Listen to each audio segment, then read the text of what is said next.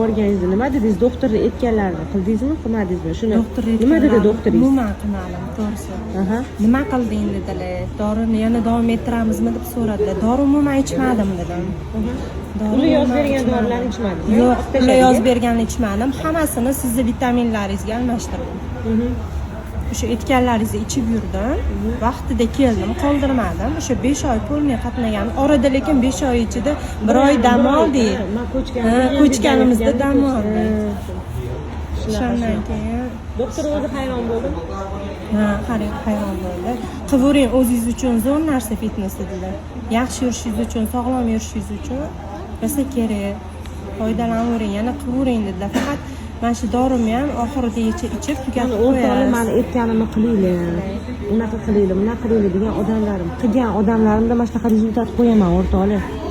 Mani oldimga kelib olib, nima qiling